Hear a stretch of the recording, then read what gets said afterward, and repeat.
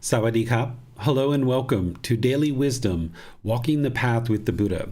Today is our group learning program where we study the words of the Buddha on Sundays, and then on Wednesdays, I help you to learn meditation. And then this particular class is our second part of a four-part series where I'm helping you to learn breathing mindfulness meditation. Last week on Wednesday, I went through some detailed teachings to help you understand breathing mindfulness meditation, and we did an actual session together. And this week, we're going to just be doing a session together, and then I'm going to open up to any questions that you guys might have. Because from our Sunday classes until now on Wednesday, there might have been certain things that you thought about. Maybe you asked some questions on Sunday, maybe you read some of the book prior to or after the class on Sunday. Maybe you have some questions here on Wednesday about the content that I discussed on Sunday. Or you might have questions about your meditation practice. You might have run across various things in your week so far that you'd like to understand how do the Buddha's teachings apply to this. Various things can come up as you're progressing in your day-to-day life. So we use Wednesdays in order to do meditation together. And then I open up to any questions that you guys might have. At one point, maybe about 6 weeks from now, I'll be teaching you Buddhist chanting. But for the next 6 weeks, I'll be doing breathing mindfulness meditation. And then there's going to be a loving kindness meditation where we do a four-part series as well. So over the course of the first 2 months of this program, you're going to be learning breathing mindfulness meditation and loving kindness meditation. And then by the third month, you'll be learning Buddhist chanting. And you'll see that the very first class of the four-part series of each of those, I will use it in order to share the teachings with you of how to accomplish and how to do what it is that I'm sharing with you, and actually why you might be interested to do breathing mindfulness meditation, loving kindness meditation, or Buddhist chanting. And then the previous class or the subsequent classes, I'll be opening up to any questions that you guys might have. So I'll invite you guys to join for meditation here in a bit. But before we even get started, let me just see if you guys have any questions from last week on Wednesday, where I introduced you to breathing mindfulness meditation. And you may have been practicing that this week, and you might actually have some questions already. The way that you can ask those questions is put those into Facebook, YouTube, or Zoom. You can put those into the comment section. Our moderators will see that and be sure your question gets asked. Or in Zoom, you can electronically raise your hand and ask any questions about meditation. And then after we do our meditation session together, I'll open up to any questions about meditation or anything else related to the path to enlightenment that you guys would like to discuss. Thank you, sir. It does not appear that there are any questions at this time. Okay, well, I'll just invite you guys then to join for meditation. We'll do this breathing mindfulness meditation session together very similarly as we did last week. And then afterwards, when we finish up, we'll open up for more questions and see if there's any questions that you guys have at that point. So if you're on the floor, you might grab a cushion or a pillow or something and put that under your rear and then lightly cross the legs. If you're in a chair, you might just have your feet flat on the floor or cross at the ankles. Your hands and arms, the Buddha put his right hand over his left with his thumbs together, and then he put that into his lap. If that's comfortable for you, you can use that. But there's other options as well. You might decide to put your palms on your thighs, on your knees, maybe palms up. If you have a chair with an armrest, you might even just rest your arms on the armrest of the chair. Essentially, the lower body and the hands and arms should be completely relaxed. The upper body should be erect. This keeps the mind attentive and alert during your meditation session, because this is a dedicated, active, purposeful training session where you're either eliminating certain unwholesome qualities or cultivating certain wholesome qualities. So you need the mind to be attentive and alert, and the way that you accomplish that is by keeping the upper body nice and erect. The next thing you do is close the eyes and start breathing in through the nose and out through the nose. Here you're just looking to start establishing the breath. Breathing in and out. I'm going to do some chanting to help ease us into meditation. If you know these chants, you're welcome to join along, and then I'll be back with some more guidance after the chanting.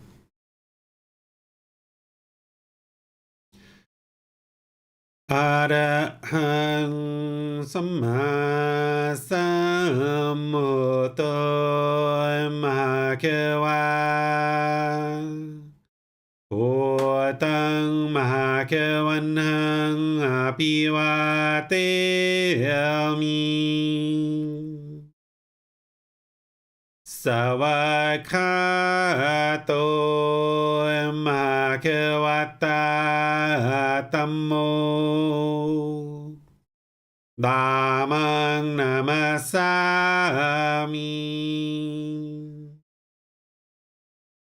สุปฏิปันโนมหาเขวัตโตสาวกสังโฆสังฆังนามามินับโมตัสสะภะคะวะโตอะระหะโตสัมมาสัมพุทธัสสะนับโมตัสสะภะคะวะโตอะระหะโตสัมมาสัมพุทธัสสะนับโมตัสสะภะคะวะโตอะระหะโตสัมมาสัมพุทธัสสะอิติปิโสมะคะวะอะระหังสัมมาสัมพุทโธวิชาจารณังสัมมุโนสกขาโตโรกาวิโตอนุเตโรปุริสาดัมมาสติสัตตาตาวามนุสนังโพโตภาควาติ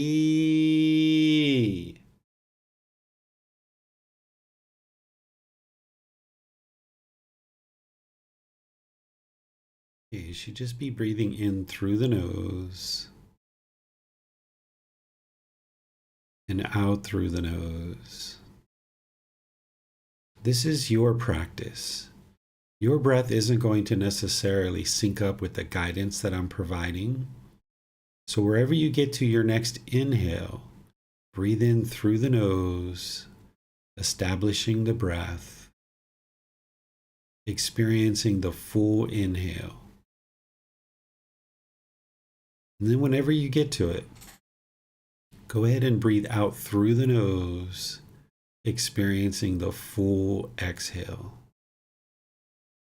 Breathing in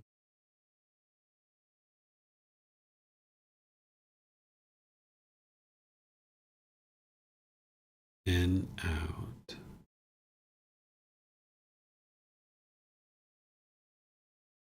Breathing in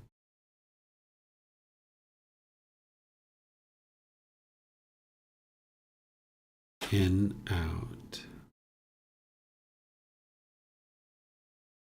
Once the breath is well established, start fixating the mind on the sound of the breath or the sensation of air moving into the nose. The breath is the present moment. Fixate the mind on the breath, the present moment. Breathing in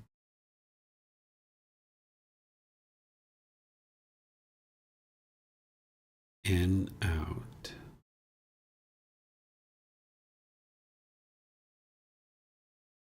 Breathing in and out. With the mind fixated on the breath, whenever you observe that the mind is moving off the breath, Cut that off, let it go, and come back to the breath, the present moment. No need to observe the thought, label it, judge it, analyze it, or even try to figure out where it's coming from. Instead, just wherever you observe that the mind is off the breath, cut that off, let it go, and come back to the breath, the present moment. Breathing in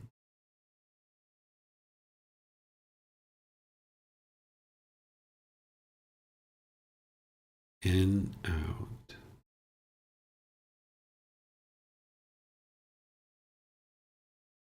Breathing in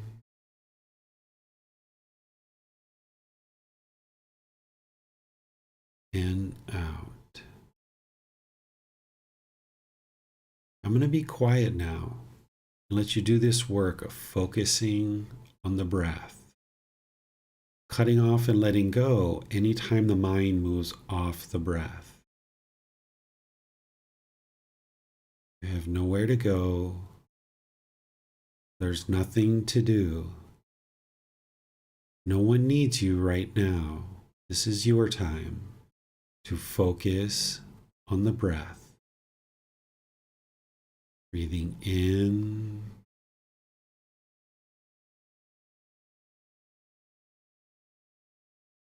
and out.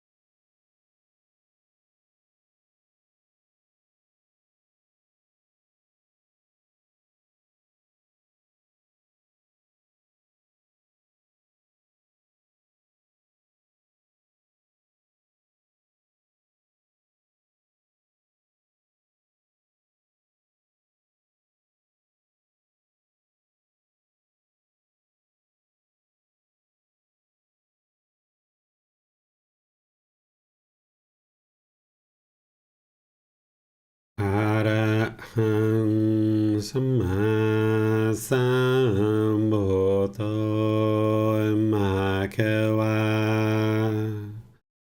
โหตังมหาเขวันหังอาภิวาเตมิ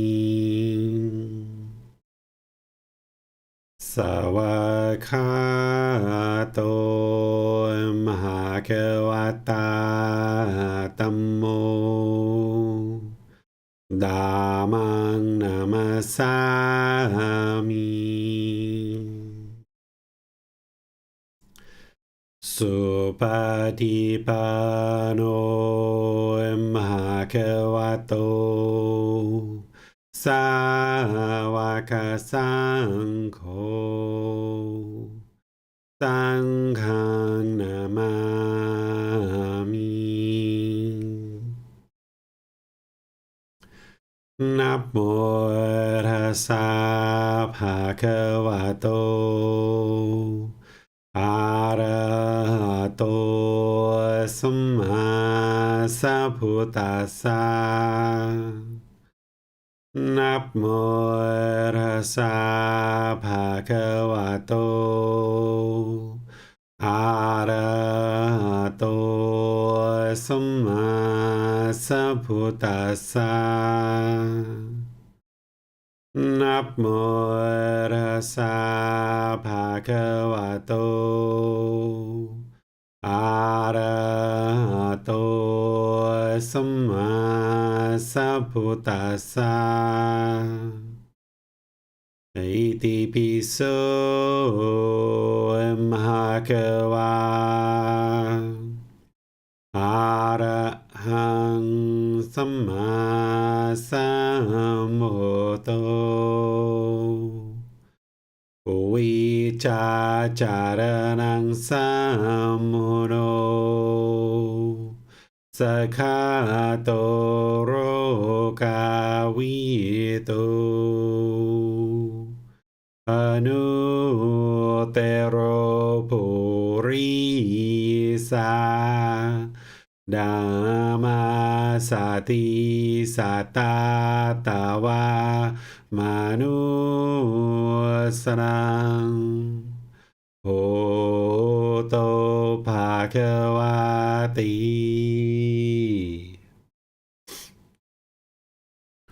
All right, if you guys would like to slowly make your way out of meditation, I will just welcome all of you guys who have joined us for our Wednesday class, because this is a time for us to encourage and support and motivate each other in our meditation practice. Our meditation practice is an independent practice that we're just focused on having the body, the mind, and the breath, and that's all you really need in order to meditate. But there's certain times where you might come together like this as a group, either online or in person, and this can be very encouraging, supporting, and motivating in your meditation practice. And then I would also like to remind you that with breathing mindfulness meditation, our goal isn't to eliminate the thoughts. That's not what you're actually going for, because it's impossible for you to eliminate thoughts as long as you're alive. Instead, what you're doing is you're gaining more control over the mind. You're arising this mindfulness or awareness of mind, so that when the mind is off the breath, you're aware of that sooner and sooner. You're developing concentration, where you can focus on a single object like the breath and have concentration or focus and clarity of mind. And when the mind does move off the breath, that you're able to cut that off, let it go, and bring the mind back to the breath. And if you've just started recently meditating, you are most likely experiencing a lot of bombardment of thoughts, or it may be very difficult for you to observe that the mind has wandered, or it may be very challenging to bring the mind back to the breath. This is all very normal for people who first start. You're not going to be an expert at meditation when you first start. It's going to take you many months to build up your meditation practice, but you should start seeing over a period of months that the improvements to the condition of the mind are starting to take place, both in terms of your meditation practice, but also in daily life. As you're learning and practicing the Eightfold Path more and more, you get more and more time of doing this practice, then you'll see the conditions to the mind are gradually improving. So don't have expectations that you should be an expert at meditation today. That's not realistic at all. Instead, just dedicate yourself and commit yourself to gradual training, gradual practice that will result in gradual progress.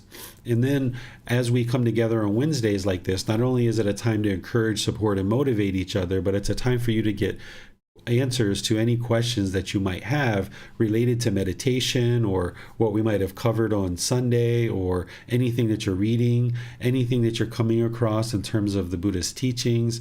If you're looking for guidance on how to apply certain teachings that the Buddha taught into your life, on Wednesdays it's just a free form questions, except for when I'm actually teaching certain content like I did last week. So on these subsequent Wednesdays, you'll be able to just ask any and all questions you like. And then when we get to loving kindness meditation, the very first class on loving kindness meditation, I'll be teaching again how to actually do loving kindness meditation, why we do it, what is it antidote, what is it remedy. And then the subsequent classes will be doing meditation together and opening up to any questions that you might have. So if you have questions, you can put those into Facebook, YouTube, or Zoom. In the comment section, our moderators will see that. Or you can raise your hand electronically in Zoom and ask any questions or follow-up questions that you like. Yes, thank you, sir. On YouTube, Michael Jenkins asks, when we focus on the breath and a thought arises, you say, do not note it, and go back to the breath. How do we know it's not from our past experiences or lives by disregarding it? The purpose of meditation isn't to be dwelling in thoughts. That's not what you're actually doing. With breathing mindfulness meditation, you're accomplishing the arising of those wholesome qualities of mindfulness and concentration, and you're developing the ability to cut off and let go of anything that is arising, which is going to help you to eliminate craving, desire, attachment. Where these qualities come into play is that once you're cultivating the mind like this in meditation, where you're arising mindfulness, you're developing concentration, and you're easily cutting off and letting go of thoughts. Now, when you learn the Eightfold Path, that mental discipline section of right effort, right mindfulness, and right concentration, you can see that you're developing mindfulness and concentration, but you're also applying right effort in meditation to cut off and let go of thoughts. So you're exercising the mind in meditation so that now in daily life, you can have mindfulness and awareness of mind, and you can have concentration to be able to focus and have clarity of mind and concentration. And then when you observe with mindfulness in daily life that anger or sadness or frustration, irritation, annoyance, guilt, shame, fear, boredom, loneliness, shyness, resentment, jealousy, any discontent feelings are arising, then you observe that in daily life because you have mindfulness from your meditation practice that's been arisen. And now you can easily cut that off and let it go. And then the mind doesn't have to experience those discontent feelings. And this is how you get control over the mind, that now with an unenlightened mind in daily life, when these discontent feelings are arising, whether they're pleasant feelings, painful feelings, or neither painful nor pleasant, the mind isn't able to be controlled, and it just kind of runs wild like a wild animal because there hasn't been training of the mind and there isn't the discipline. But when you're practicing meditation 2 or 3 times a day for 30 minutes or more, and you get your sessions up closer and closer to that, you'll see that you've got this discipline of the mind that you didn't have before, so that you can observe these feelings that they're starting to arise, and you can cut them off and let them go. And now you've just saved yourself a whole lot of trouble of having to experience the sadness and the anger and the frustration and all these other discontent feelings. When you do that enough in daily life, where you're cutting off the unwholesome thoughts, then eventually you get to a point where you've transformed the mind enough where there aren't any unwholesome thoughts that arise. In meditation, you're cutting off all thoughts. Again, you're not trying to eliminate thoughts. You're just trying to gain this control. You're cutting off all thoughts because that's our training. But then in daily life, if there's a wholesome thought that comes up, like you're interested in going to the movies, or you would like to buy your friend a gift or something like this, go forward. That's your wholesome thought that you're having. But in daily life, where you see an unwholesome thought arise or a feeling or something like this, you cut that off and let it go. And you'll be able to do that more readily when you've been training in meditation to be able to accomplish that. So your goal in meditation isn't to sit there and observe the thoughts and figure out whether it's a past thought or a past life or a future thought. That's not what breathing mindfulness meditation is all about. It's a rising mindfulness. It's about rising concentration. So now you have those qualities available to you in daily life. And now you train the mind to easily let go of thoughts and come back to the breath in meditation. Because the whole problem that we talked about on Sunday is how the mind is holding on. It's craving permanence. It does not like change. It wants to be this wild animal. So it's holding on and holding on and holding on. So a thought comes up, and now the mind becomes obsessive in daily life about this thought, whatever thought you're having, and you're not able to cut it off because you don't have control over the mind. So through successive meditation sessions over a long-term period, you gain this control of the mind, that where you see the mind being obsessive, or you see it having craving, or you see it having anger or any of these other discontent feelings. Now, because you've trained really well in meditation, you're now able to apply that training outside of meditation and cut that off and let it go. And now, as you do that over a long-term period, you'll eventually get to the point where there's no discontent feelings arising, because you've eliminated all the conditions that are causing them to arise.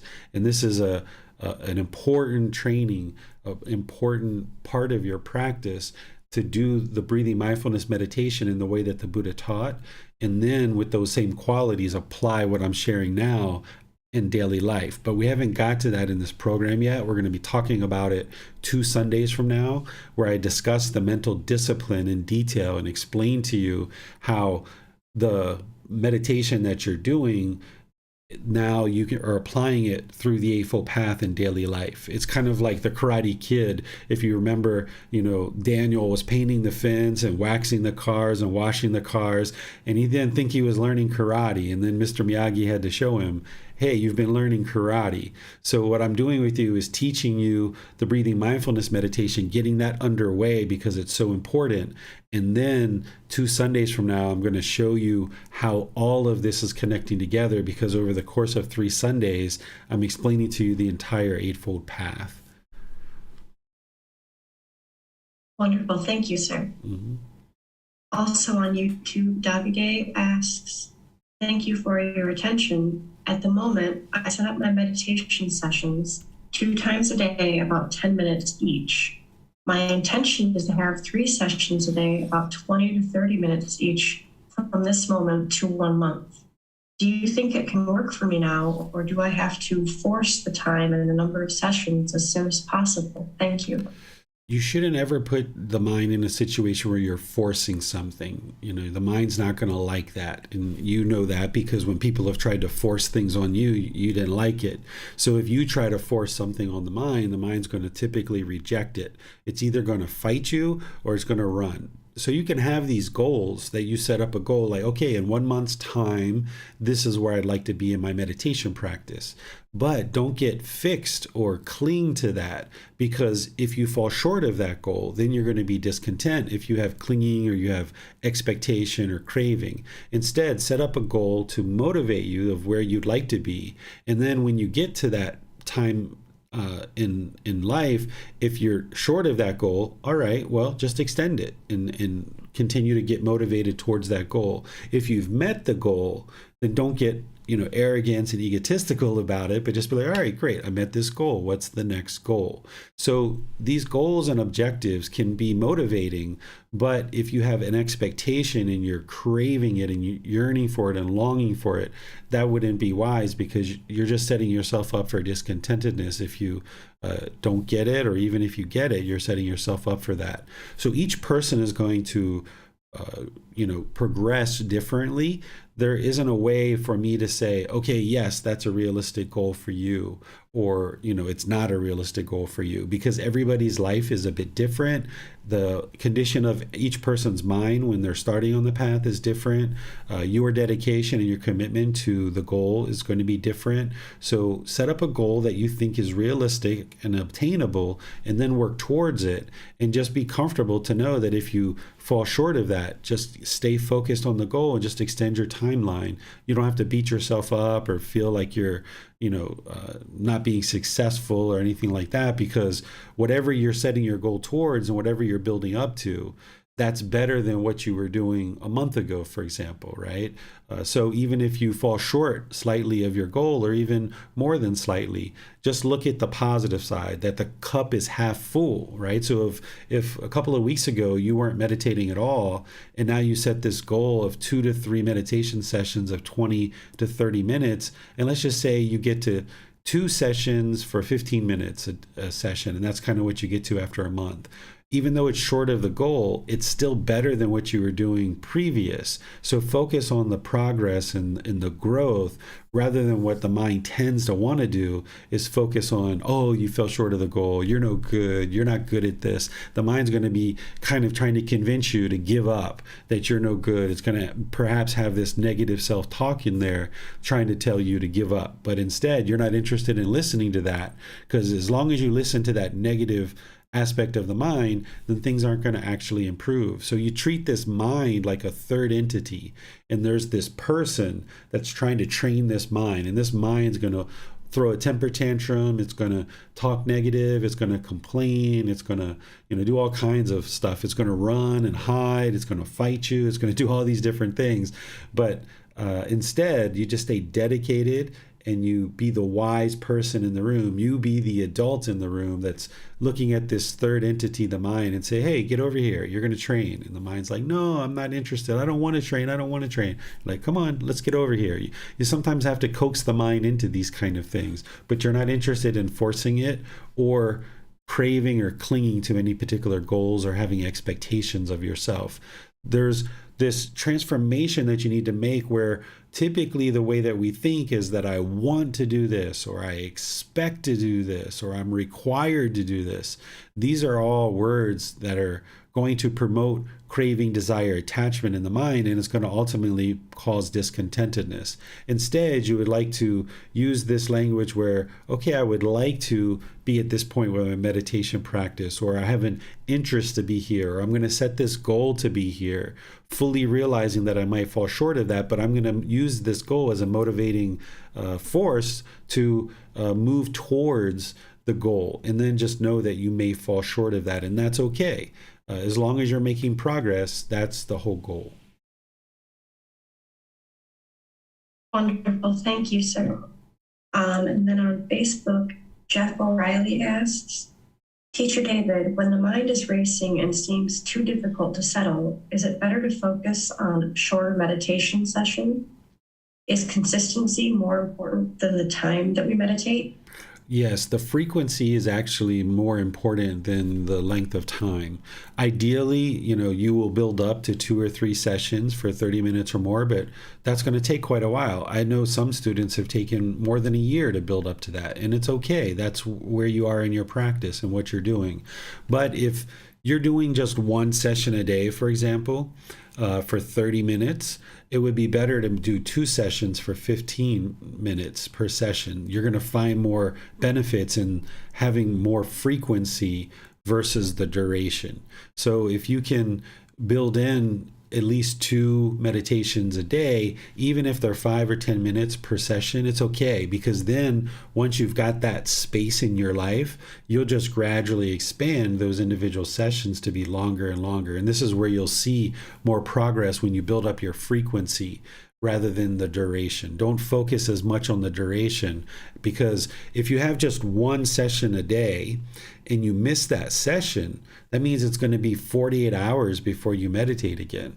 Whereas if you have 2 sessions a day and you miss one, then it's only a matter of probably like 10 or 12 hours before you have another one. So it's much better to have the frequency, not only for this reason that I'm mentioning, because if you miss one, then you've got another one right behind it, but also if you're meditating in the morning, it kind of gets your mind ready for the day, and you can kind of go out the door in a much better state of mind. And then if you're meditating in the evening, then you're going to have a much better quality sleep, which means you're going to wake up much more refreshed. So having that frequency is much more important than the duration. Thank you, sir. And then on YouTube, Davide asks, during my session, when I focus on the breath, many thoughts arise. What I do is to observe the thought and then go back to the breath without judging the thought or myself. I use this technique only when I become aware of the presence of the thought. Sometimes it takes seconds, sometimes half a minute. Is this okay? You're not interested in observing the thought because that's allowing the mind to dwell in the thought. Instead, you would like to get to a point where as soon as you notice the thought, that's mindfulness, that you're aware of the thought, cut it off and let it go. Because by the time you understand the mental discipline of the Eightfold Path, where it's right effort, right mindfulness, and right concentration, you're going to be learning about what's called the 4 foundations of mindfulness. And what you'll eventually get awareness of is something called bodily sensations. That before the feelings enter the mind, before anger, hatred, ill will in daily life enter into the mind, there's going to be some bodily sensations that you experience prior to that. And in some cases, you're only going to have, a very short amount of time to be able to notice those bodily sensations and then cut off that anger that's arising. So if you allow the mind to dwell in the thought, it's not being as responsive to knowing that there is a thought and then being able to immediately cut it off. And this is what you would like to do, that by the time you develop your practice in meditation and your Eightfold Path outside of meditation, that you get to the point where the mind is utterly aware of those bodily sensations that are starting to arise associated with discontentedness. And as soon as you're aware of those bodily sensations, you don't think twice about it. You just cut it off. Whereas if you kind of allow the mind to observe the thought, you didn't mention this, but label the thought or judge the thought or anything like that, then the mind's dwelling in that thought, and that's not going to promote the quality of mind that you're looking for. That as soon as you observe the bodily sensations, you would like to cut it off and let it go. In some cases, you're only going to have split seconds to be able to do that. And then as you gradually train the mind and slow the mind down, you'll have more and more time to be able to do that. But again, there's still going to be situations where you have a really strong craving in the mind and it goes right past the bodily sensations and becomes a feeling in the mind. The bodily sensations are there, but you're just not observing them because the mind has so much craving that it goes, really quickly through the bodily sensations and into the mind. So you would like to get a handle on controlling the mind in this discipline of the mind so that you can observe that there's a thought sooner and sooner, and you can cut it off more and more readily without anything in between that. Thank you, sir. His follow-up question is, did someone experience this? Is there any other tricks you suggest in order to improve the meditation sessions? Thank you. The way that I'm guiding you in meditation is the way that you would like to meditate. I don't hold anything back. There's no, secrets that I'm going to hold back. I'm going to share everything with you guys. So with this particular meditation, or breathing mindfulness meditation, it's very simple in terms of its instruction, but it's so powerful in what it's actually doing for you because it's promoting these qualities of mind that you're going to need outside of meditation. So you're just focused on the breath, and that's all you're doing. And the mind's going to move off the breath. Even for an enlightened being, it's going to move off the breath every once in a while. But there's going to be these long gaps of peacefulness and stillness and quietness in an enlightened mind, where when the mind is unenlightened, there's typically, bombardment of thoughts. You might indulge the thought for a while and kind of follow it. And then you're like, oh yeah, that's right, I was meditating. And now you cut it off and bring it back. So you'd like to observe that there is a thought. Know that there is a thought. Not observe the thought itself, but just know that there is a thought sooner and sooner and be able to cut it off more and more readily. So the instruction of breathing mindfulness meditation is very simple at its core, but what you're doing with the mind is very beneficial, where you're just focused on the breath, arising that concentration. You're aware as soon as there's a thought, you cut that off and bring it back. And right now, if you're indulging that thought for a few seconds, or even, I remember when I first started, I'd be in meditation following a thought for 2, 3, 4, 5, 10 minutes, and I'd be like, oh yeah, that's right, I'm meditating, and I'd have to cut that off and bring it back.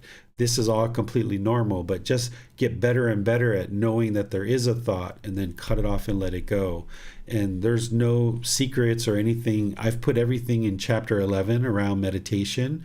And then I have a book, volume 7, that is the words of the Buddha about breathing mindfulness meditation, and then a whole bunch of my teachings in there as well, which is just complementing what the Buddha is sharing and helping you to further understand meditation. So between that, I'm not holding anything back, and it might just seem that this is so simple, like the instruction part of it, but what the mind's doing, it really has to be honed and exercised in order to get to the point where it's very proficient in this meditation.